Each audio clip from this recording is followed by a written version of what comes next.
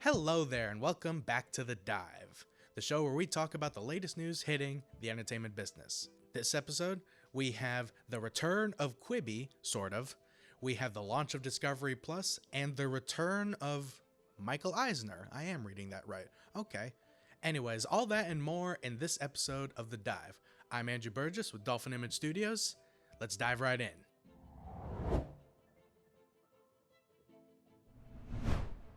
First, a bit of follow-up news. You may remember last episode we talked about Wonder Woman's release schedule on HBO Max and in theaters.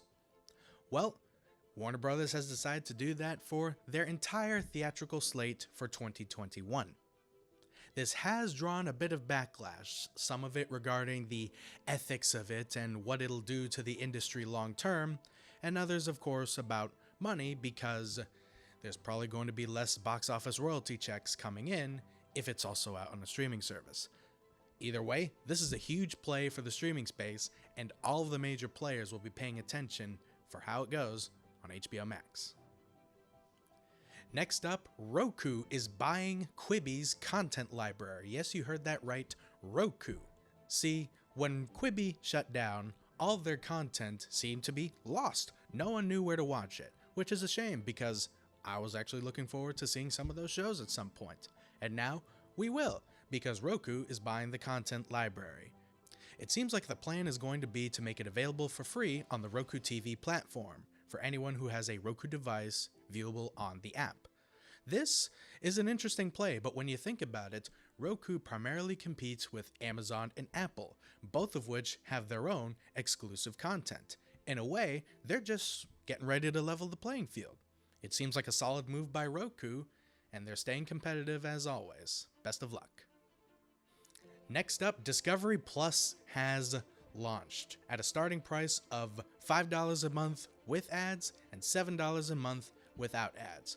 We covered this a little bit on our last episode, and like I said there, I have a funny feeling that this one will be successful. You see, it's targeting a niche market, nonfiction, sort of reality show based content with a very attractive price point.